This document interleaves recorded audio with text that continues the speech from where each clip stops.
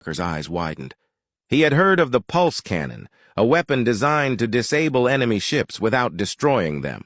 It was risky, but they were out of options. "Do it," he said. "Prepare the cannon and target the center of their fleet." The engineers worked quickly, powering up the pulse cannon.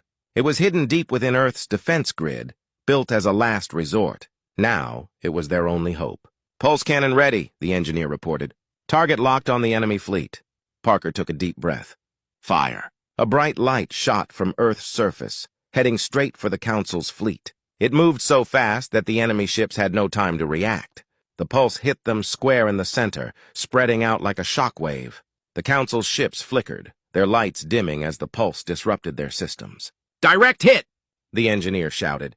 "The enemy fleet is disabled!" Cheers erupted in the command center as Earth's fleet saw their chance. The Council's ships were still floating, but they were unable to move or fire. Admiral Lee gave the order to attack. Earth's ships moved in, firing at the disabled enemy vessels, taking down as many as they could.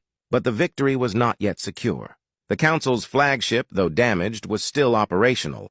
It began to charge its main weapon, aiming directly at Earth. If it fired, it could destroy the planet in a single shot.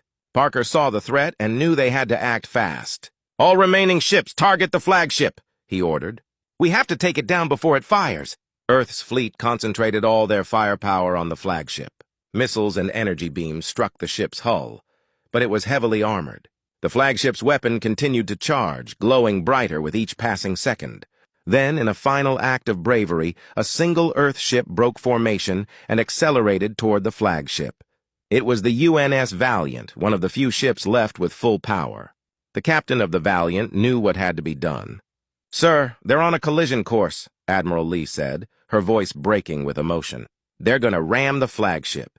Parker watched in silence, knowing there was no other way. The Valiant sped up, heading straight for the enemy ship.